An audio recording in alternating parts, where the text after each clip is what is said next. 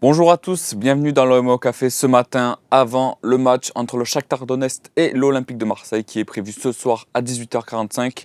On va se retrouver comme d'habitude pour un nouvel OM au Café. On va bien sûr parler de ce match pendant une trentaine de minutes. C'est votre rendez-vous habituel, votre rendez-vous quotidien. Alors oui, cette fois, je reprends rapidement un commentaire de Pégase13 qui dit bonjour Romain. Non, Romain, ce n'est pas moi, malheureusement. J'aimerais avoir son talent, mais Slim et Romain sont bien sûr présents ce soir pour vous faire vivre cette rencontre de 16e de finale d'Europa League contre le club ukrainien. Mais ce matin, c'est moi qui vais présenter cette émission. On va parler, comme je vous ai dit, de cette rencontre qui est importante pour l'OM. C'est une des seules compétitions où l'OM peut espérer faire un beau parcours et espérer surtout calmer ses maux, que ce soit en championnat ou après l'élimination en Coupe de France. Donc on va parler bien sûr de cette rencontre. Avant ça, je vais rapidement évoquer je ne sais pas si vous avez suivi cette actualité, mais l'Olympique de Marseille, dans un communiqué, a annoncé vouloir porter plainte contre Stéphane Guy pour diffamation. Après ses propos lors de l'émission L'After Foot le 12 février dernier, je vais rapidement vous les retrouver comme ça, vous êtes au courant de tout. Alors hop, c'est un article qui est déjà sur le Phocéen, donc voilà, si vous voulez suivre cette actualité, rendez-vous sur le site, mais je vais vous communiquer ça rapidement. Alors, donc le 12 février dernier, comme je vous l'ai dit, il a expliqué que la supercherie a fini par apparaître au grand jour quand Longoria va quitter l'Olympique de Marseille. Est-ce que l'OM sera plus riche qu'avant ou est-ce que lui sera plus riche qu'avant, pardon. Répondre à cette question, c'est comprendre ce qu'aura été le passage de Longoria à l'OM. Donc voilà, c'est des attaques directes de la part du journaliste de RMC Sport. Et donc dans le communiqué, on peut lire l'Olympique de Marseille et son président Pablo Longoria ont pris connaissance avec stupeur des propos tenus par Stéphane Guy lors de l'émission L'After Foot sur RMC du 12 février dernier. L'OM informe que suite aux accusations calomnieuses et diffamantes portées contre lui, Pablo Longoria a immédiatement saisi son conseil pour déposer une plainte en diffamation. Donc voilà, vous savez tout un peu sur ce dossier. J'ai pas grand chose à dire à part, voilà, on verra où cette affaire va mener. Maintenant, ça va être dans les mains de la justice. Donc c'est une affaire qu'on va bien sûr suivre pour le Phocéen, vu que ça concerne bien sûr Pablo Longoria, le président de l'Olympique de Marseille. Donc on va vous suivre cette affaire, mais voilà, je ne comptais pas en parler ce matin, c'était juste pour l'évoquer et pour informer ceux qui ne l'étaient pas encore. Voilà, comme je vous ai dit, on va parler de cette rencontre d'Europa League, un match qui est important pour l'OM. Comme je l'ai dit, la saison en Ligue 1 est très très mal embarquée pour l'instant, avec une 8e place, avec, si je ne me trompe pas, 7 points de retard sur Brest, qui est 4e. Et donc, comme vous le savez, c'est les 4 premières places qui seront qualificatives pour la Ligue des Champions la saison prochaine. Donc, ça fait pas mal de retard. Et au-delà des 7 points, il y a pas mal d'équipes qu'il faudra dépasser. Donc, on sait que la saison en Ligue 1 est très très mal embarquée. En Coupe de France, vous le savez aussi, l'OM a été éliminé en 16e de finale face à Rennes au tir au but. Donc voilà, la seule compétition où l'OM peut espérer faire quelque chose, c'est l'Europa League. Et les Marseillais vont affronter ce soir, comme vous le savez, le Shakhtar Donetsk, une équipe qui reste assez méconnue, qui évolue dans un championnat qui est, je pense, peu suivi par le grand public. Mais c'est une équipe dont il faudra se méfier. Alors, vous allez me dire, comme toutes les équipes que l'OM affronte, en ce moment, je serai d'accord avec vous. Mais c'est une équipe sur laquelle je me suis pas mal renseigné, où j'ai vu pas mal d'avis sur ce club ukrainien.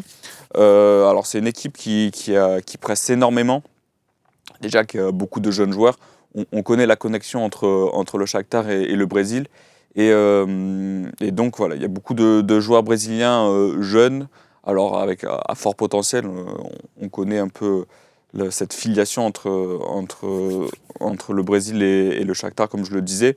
Ils ont formé notamment des grands joueurs, que ce soit Willian, Douglas Costa, Brandao aussi, qui était passé par l'OM. Alors je ne dis pas que Brandao était un grand joueur, mais c'est pour vous citer un peu les joueurs qui sont passés par les joueurs brésiliens qui sont passés par ce club. Donc Donc voilà, dites-moi un peu dans le chat si vous êtes confiant. Je vois que vous parlez beaucoup du dispositif tactique que va utiliser Gennaro Gattuso ce soir. Je vois par exemple un commentaire de Patoche2402 qui joue si on joue en 4-3, on va encore voir une énorme purge et on va perdre. Alors je suis d'accord avec toi et je pense qu'on est beaucoup à être d'accord avec ce que tu dis. Je pense que l'OM est clairement adapté pour jouer en 3-5-2. On l'a vu normalement dans la période de mieux des Olympiens durant le mois de décembre. Justement, grâce à ce dispositif tactique, alors c'est pas que grâce à ça, mais c'est en partie dû grâce à ça. L'OM a enchaîné les bons résultats et ce qui lui a permis de revenir petit à petit au classement. Et on le voit depuis l'instauration de ce 4-3-3. Les résultats sont moins là, on va dire, avec 3 matchs nuls et une défaite en 4 matchs de championnat.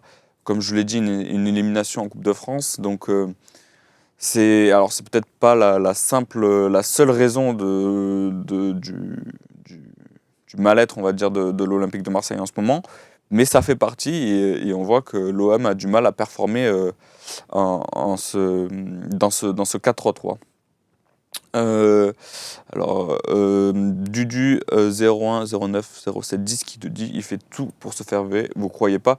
Alors je n'irai pas jusque là, mais je ne sais pas si vous avez suivi hier la conférence de presse de Gennaro Gattuso avant cette rencontre justement, où il expliquait qu'il ne comprenait pas cet engouement autour du 3-5-2 ou du 5-3-2 selon les configurations, mais il ne comprenait pas pourquoi on lui posait sans cesse cette question.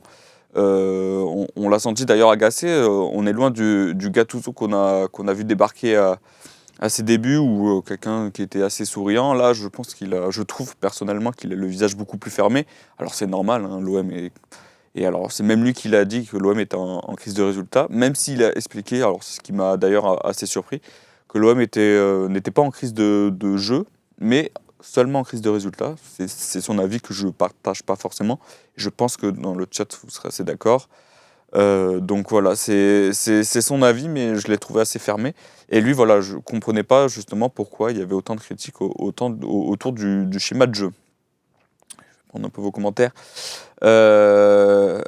Hugo 62 400 qui nous dit c'est pas la tactique qui va jouer, c'est l'envie et la détermination comme tous les matchs de coupe. Moi j'y crois, on va gagner d'ailleurs vu le rythme du Shakhtar, faut les taper direct ce soir car le retour ne sera pas la même. Alors pour aller dans ton sens, c'est vrai que le Shakhtar n'a plus joué depuis le 13 décembre dernier, une défaite 5-3 face à Porto en Ligue des Champions. Donc c'est un facteur qui va bien sûr qu'il va falloir bien sûr prendre en compte. Je pense que ce soir, alors peut-être, comme je l'ai dit, c'est une équipe qui met beaucoup d'intensité, beaucoup d'agressivité. Leur objectif est de rapidement récupérer le ballon pour se projeter vers l'avant et étouffer leur adversaire.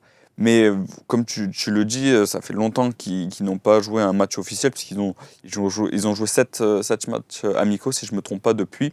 Alors je crois que j'avais dans le talk, on avait sorti l'infographie, c'est 3 victoires, 2 nuls et 2 défaites, donc c'est un bilan qui est assez respectable. Après, le niveau des adversaires n'est peut-être pas aussi fort, entre guillemets, que celui de l'Olympique de Marseille, mais, mais ça va être une équipe qui va être en manque de rythme, clairement. Et s'ils veulent continuer de proposer ce football si léché, si je peux me permettre l'expression, depuis l'arrivée de Marino Pusic à la tête de l'équipe en octobre dernier, il va falloir physiquement ils arrivent à tenir cette cadence pendant 90 minutes. Alors Gary OM, qu'on salit, si je ne me trompe pas, c'est Gary qui avait fait un stage au Phocéen il y a plusieurs mois. Donc je salue, qui nous dit il faut faire attention à leur gardien, très bon sur penalty, le Shakhtar avait éliminé Rennes grâce à son gardien. Alors avant de penser à la séance de penalty, il va falloir déjà se concentrer sur ce 16e de finale aller, où c'est Romain Herring expliquait hier que lui signait pour un match nul. Je ne suis pas forcément contre cet avis, je suis même assez d'accord. Un match nul, ça serait, je pense, un bon résultat. Alors oui, il y a plusieurs facteurs à prendre en compte, notamment l'état de forme de l'OM qui, à part une victoire contre Thionville en 32e de finale de Coupe de France, n'a pas remporté le moindre match. Donc Donc, faut voir aussi comment l'OM va jouer ce soir. Mais ramener un nul et jouer devant son public, avoir un 16e de finale retour devant un Vélodrome qui sera sûrement plein. Je n'ai pas encore les chiffres de l'affluence pour ce match. Mais on sait qu'en Coupe d'Europe, le public marseillais répond souvent présent. Donc, un match nul serait déjà une bonne, un bon résultat selon moi. Après, dites-moi ce que vous en pensez, n'hésitez pas. Mais voilà, c'est mon avis. Je reprends vite fait un commentaire de Romancier45 qui me demande si moi je suis en stage. Alors non, je travaille au Phocéen, donc je ne suis pas en stage. Voilà, pour répondre un peu à ta question. Euh, alors, il y en a beaucoup qui disent que c'est plus le même gardien, donc alors, merci de me corriger dans le chat. Mais voilà, pour revenir un peu sur cette équipe du Shakhtar, comme j'ai dit, c'est une équipe qui presse beaucoup, qui met beaucoup d'agressivité sur le porteur du ballon. J'avais aussi regardé quelques vidéos de personnes qui avaient analysé cette équipe. Et notamment, je cite le compte YouTube CM Football qui expliquait que, notamment face à Porto, c'est le dernier match officiel, comme je l'ai dit, des Ukrainiens, c'est une équipe qui, notamment une défense qui avait tendance à laisser beaucoup d'espace dans son dos et avec une charnière centrale notamment qui n'est pas réputée pour sa vitesse. Donc ça peut faire l'affaire de l'OM, surtout quand on connaît les profils d'Ismail Assar, mais non, le Sénégalais est suspendu pour cette rencontre. Mais quand on connaît les profils d'Aubameyang et de Mumbagna, qui sont des joueurs réputés pour leur qualité de vitesse, ça peut être quelque chose d'intéressant. Et si l'OM arrive à déployer un jeu assez vertical et se procurer et à éviter aussi à contrer ce pressing qui sera peut-être mis en place par les joueurs ukrainiens, ça peut être intéressant et c'est peut-être par là que le salut de l'OM interviendra. Voilà, Loulou Duvin qui nous dit son très lent, c'est ce qu'on est d'accord, c'est ce qu'on avait, c'est ce que j'avais aussi remarqué sur les différents résumés que j'ai pu voir de cette équipe. Pipaki qui nous dit attention au pressing sur Lopez. Alors bien sûr, ça c'est. Alors même si en ce moment je trouve qu'il prend moins de risques, on se souvient encore de sa relance manquée face à Lille au Vélodrome où il s'était un peu déjà très avancé sur le terrain et il s'était manqué sur sa passe pour Valentin Rongier si je ne me trompe pas. Et ça avait d'ailleurs failli provoquer un but magnifique de la part de Yazici, le Lillois, mais voilà, il va falloir être précis dans ses passes. Et comme je l'ai dit, je pense que si l'OM arrive à se sortir de ce pressing qui sera installé par les joueurs du Shakhtar, on pourra se créer beaucoup d'occasions et pourquoi pas marquer quelques buts. Je vois un petit commentaire de Vélodrome 974 qui nous dit ce soir Ndiaye ou Enrique. Un petit sondage. Alors, alors je ne sais pas si on peut faire un sondage, mais on va le faire à l'oral. Dites-moi qui vous préférez pour ce match. Alors l'équipe, d'ailleurs que ce soit la Provence, le Phocéen ou l'équipe, on a tous parlé d'un 4-3-3, donc ça serait du coup une défense Quentin Merlin à gauche, Balerdi, Gigot, Klos. On sait que pour la défense centrale, je pense que ça sera celle-ci parce que Gattuso, hier en conférence de presse, a annoncé que Chancel Mbemba ne sera pas titulaire, lui qui revient de la CAN, d'une très belle CAN avec le Congo, où il a terminé 4e avec sa sélection. Donc je pense que, je crois qu'il est revenu, si je ne me trompe pas, il est revenu mercredi à Marseille, donc je pense qu'il est encore un peu juste pour être titulaire ce soir. On devrait le voir logiquement à Brest dimanche prochain pour le compte de la 22e journée de Ligue 1. Mais je pense que ça va être juste pour le Congolais.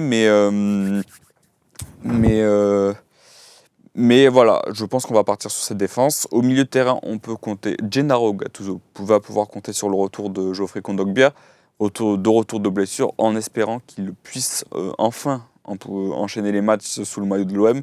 Lui qui, depuis son arrivée, connaît pas mal de gênes, que ce soit au genou ou à plusieurs parties de son corps. Donc c'est vrai que pour l'instant, depuis son arrivée, on n'a pas eu l'occasion d'avoir un Kondogbia à 100%.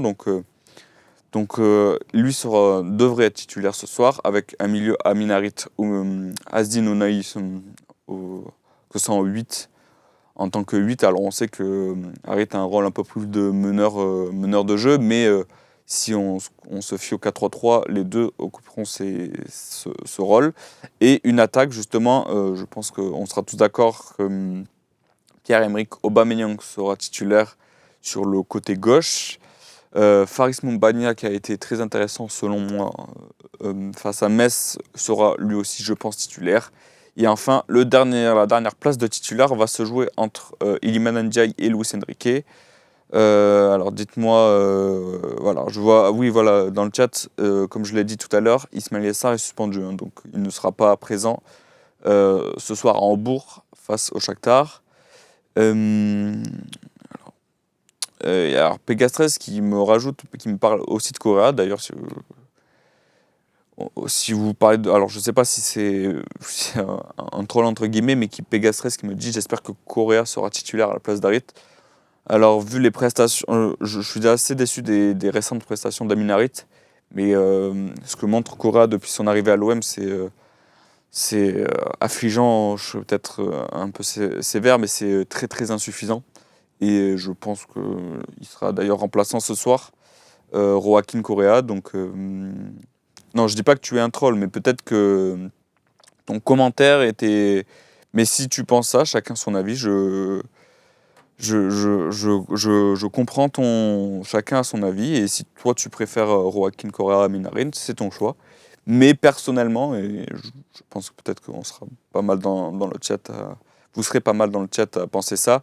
Euh, je préfère Amin Harit à la place de Joaquin Correa, qui en plus, comme le dit Loulou Duvin, Correa c'est un joueur un peu plus offensif, qui est capable alors, aussi de jouer sur un côté, mais en tant que 9,5. Je pense que son poste le plus intéressant, c'est dans un 3-5-2 aux côtés d'un joueur de pointe. Donc je pense que Correa... alors, Pegastres qui me dit je vais m'abonner à MyFocéen et je vais rédiger un plaidoyer en faveur de Correa. Écoute, si tu n'as pas eu l'occasion de t'abonner à MyFocéen, c'est l'occasion et on aura hâte de voir ce que tu penses de Joaquin Correa. Mais bref, je pense que c'est pas le débat. Alors, il y a Reynald qui nous dit mais il joue pas à son poste. C'est ce que j'aurais dit si j'étais un fervent supporter de Ndiaye. Alors, c'est vrai que pour sa défense, je pense que c'est clairement pas un joueur de côté. On l'a vu quand il a été replacé justement en 9,5 autour d'un attaquant dans l'axe, dans une position plus axiale. Il a été beaucoup plus intéressant. C'est là où on voit ses qualités de technique. Mais sur un côté, je trouve qu'il n'a pas la vitesse. Il a pas la vitesse pour. Je pense qu'il a clairement pas les qualités pour jouer en tant qu'ailier droit. Donc c'est mon avis. C'est pour ça que je pencherai plus sur une titularisation de Luis Enrique qui, bon, hormis une bonne prestation contre Monaco, a été décevant, que ce soit contre Lyon ou même pour ça. Alors c'est le dernier match où il est rentré contre Metz où justement je trouve qu'il a pas forcément apporté. Alors l'OM jouait à 10, donc c'est peut-être plus difficile d'apporter quelque chose, mais je l'ai trouvé pas assez tranchant dans ses prises de balles. Donc c'est peut-être un choix par défaut, mais je mettrai Luis Enrique qui a un profil plus délié. Et je pense qu'un Ndiaye peut rentrer en jeu et pourra faire apporter quelque chose. Mais pour ce 11 de départ, je préférais placer Luis Enrique qui, comme je l'ai dit, a plus de qualité de délié, de vitesse, de percussion. Où justement Iliman Ndiaye est beaucoup plus fort et beaucoup plus intéressant dans un poste axial. Malheureusement, on n'a pas encore vu, je pense, toute la plénitude de son talent. Alors, je sais que pour certains, ça peut agacer de dire, pour l'instant, on n'a rien vu. C'est vrai qu'on a vu quelques échantillons sur certains moments et sur certaines rencontres, mais j'ai de l'espoir en lui. C'est un joueur auquel je crois. Alors, bien sûr, ça ne va pas durer 3 ans, si au bout déjà jusqu'à cette fin de saison, s'il ne fait pas mieux que lors de sa première partie de saison, je vais commencer déjà à me poser des questions sur le joueur. Mais je crois en son potentiel. Peut-être que je me tromperai et l'avenir me le dira. Mais pour l'instant, c'est un joueur auquel je crois. Mais ce soir, je préfère le voir remplaçant. Alors dites-moi un peu est-ce que ce soir vous signez pour un match nul? C'est vrai que c'est une question qui peut se poser. Est-ce que voilà, vous espérez bien sûr une victoire de l'OM?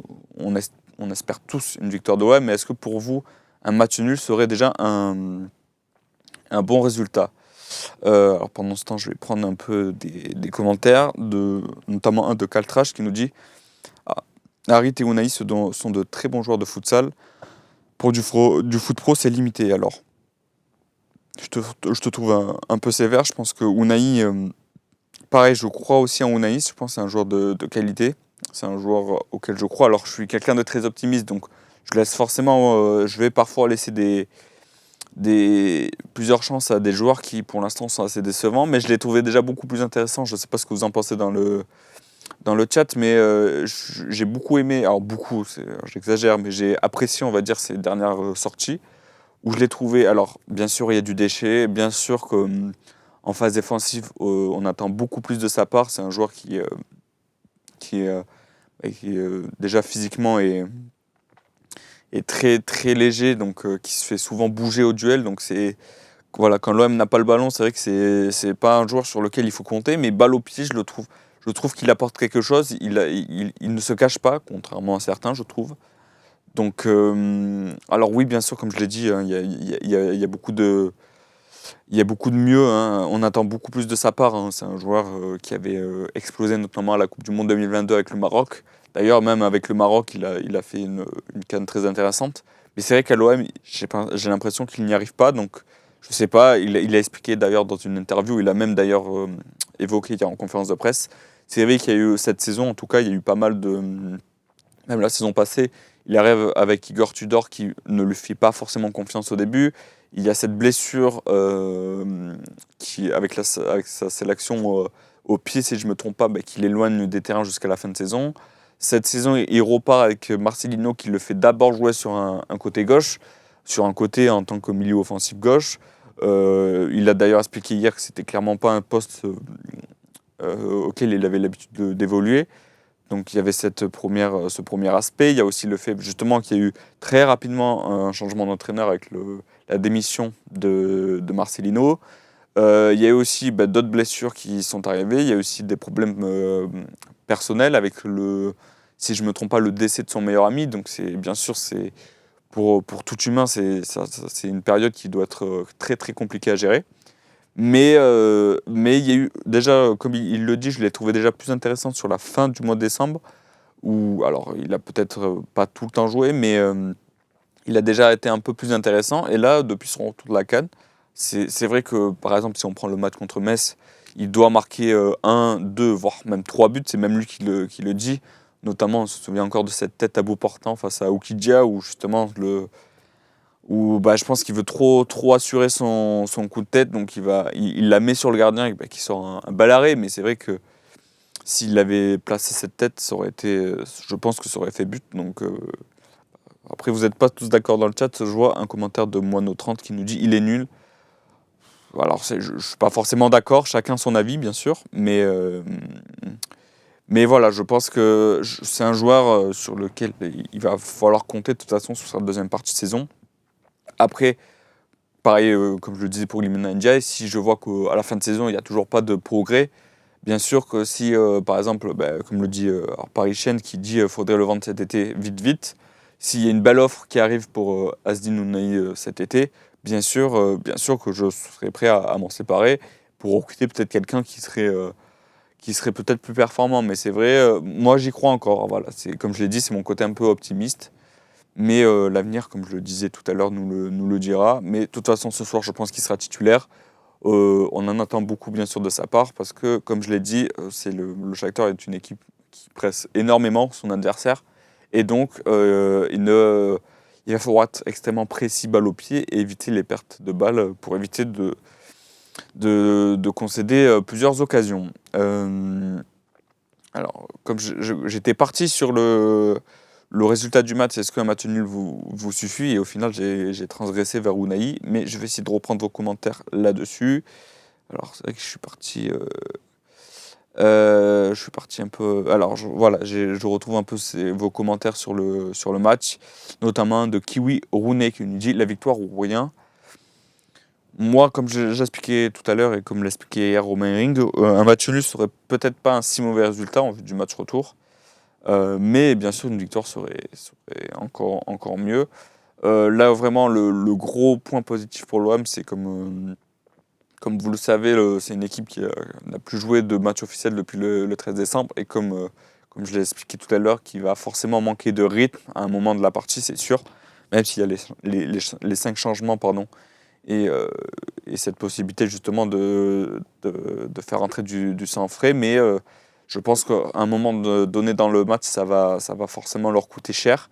Et justement, euh, et justement, l'OM devra en profiter avec un effectif qui a l'habitude de jouer tous les 3 jours, des joueurs qui ont joué la CAN, d'autres qui n'ont pas été sélectionnés mais qui ont disputé pas mal de rencontres. Donc, je pense que ça va forcément jouer sur ce match.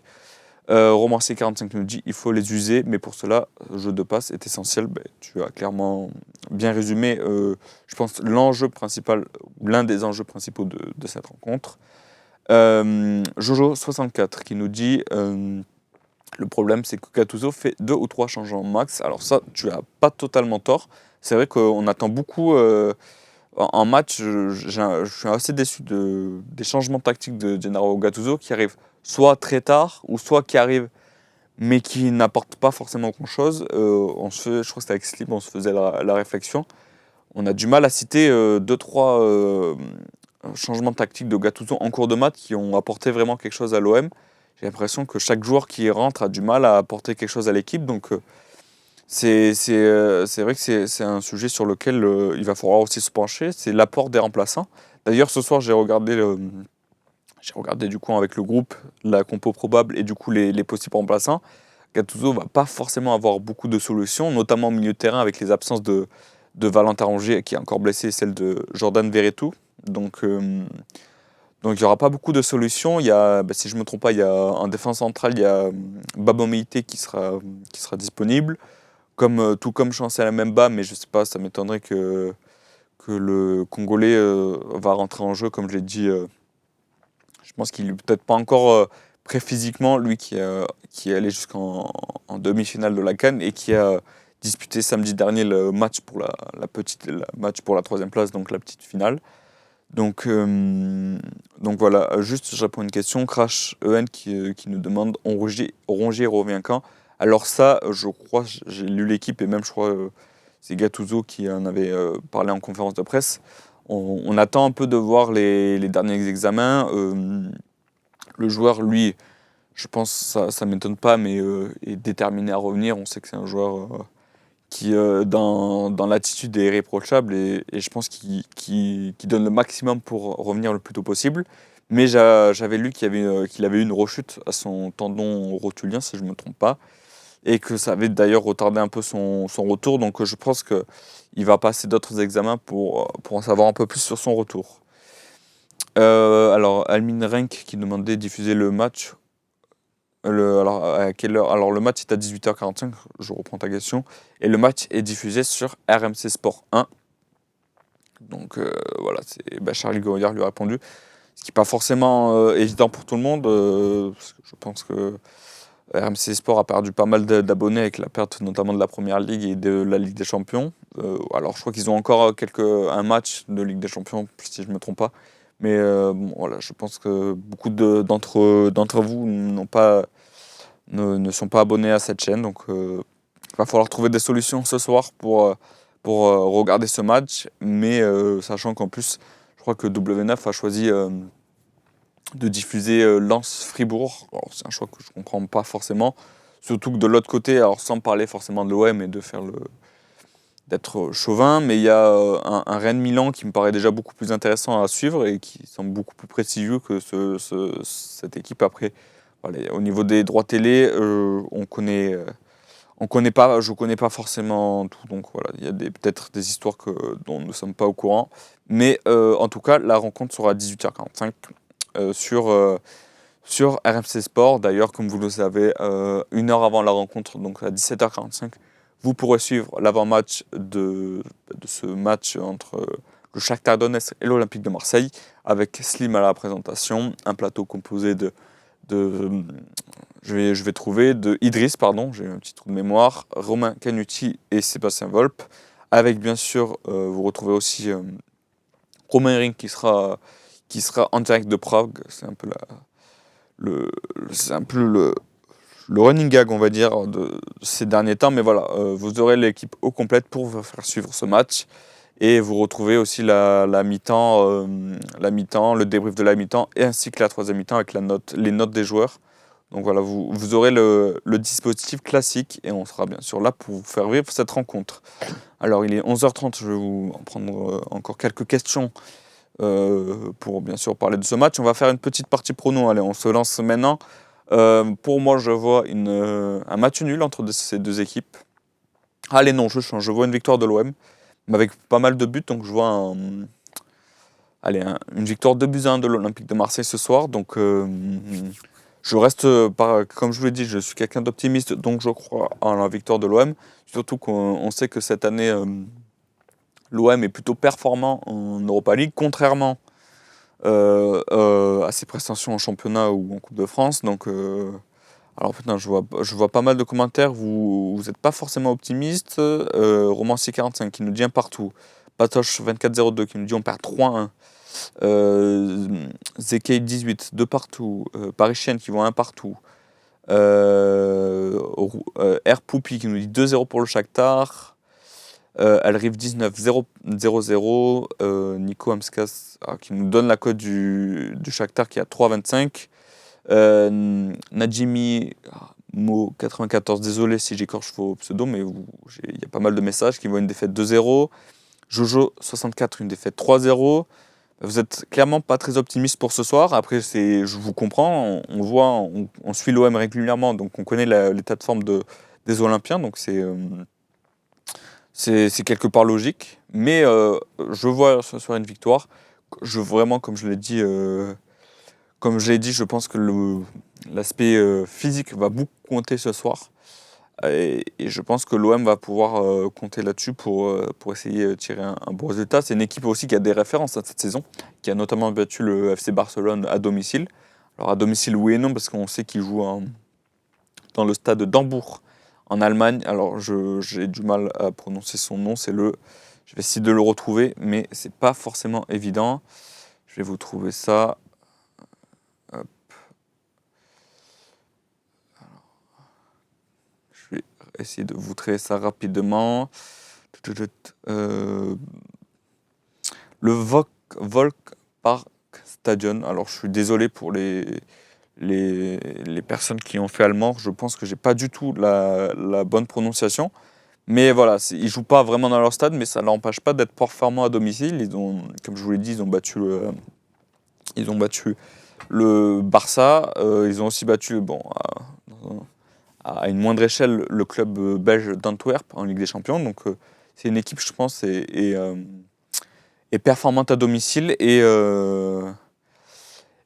justement, il faudra se méfier de ce paramètre. Mais comme je l'ai dit, je reste optimiste. Je vois une victoire 2-1 de l'Olympique de Marseille. S'il faut dire des buteurs, je vois Faris Moumbagna buteur. Je le vois continuer sur la lancée de son dernier match, de sa première titularisation à l'OM, et qui avait d'ailleurs été très intéressante, où on l'a vu. Alors déjà, je l'ai trouvé assez présent, et on a vu ses qualités physiques, notamment. Donc je le vois buteur ce soir, et je vois un but comme j'en ai dit du bien durant cette OM au café, je vois un but d'Azdin Ounahi.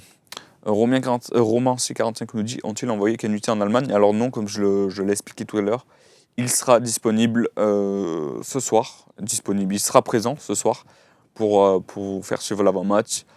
Je vous rappelle une dernière fois le dispositif. Donc 17h45, l'avant-match présenté par Slim, avec autour de la table Idriss Kasmi, Romain Ring en visio, Sébastien Volpe et Romain Canuti. Vous pourrez suivre bien sûr l'avant-match. Le match qui sera commenté en direct par Slim et Idriss. la mi-temps, la deuxième période bien sûr, et enfin la troisième mi-temps où vous aurez bien sûr un débrief du match et les notes des Olympiens, en espérant, comme je vous l'ai dit, une victoire de nos Marseillais pour ce match qui est à 18h45 et qui sera diffusé sur RMC Sport. En tout cas, voilà, ça a été un plaisir pour moi de vous retrouver ce matin. On espère tous ce soir une victoire de l'Olympique de Marseille. Je vous souhaite un très bon appétit et bien sûr une bonne journée. Et on va finir comme d'habitude par un Allez l'OM.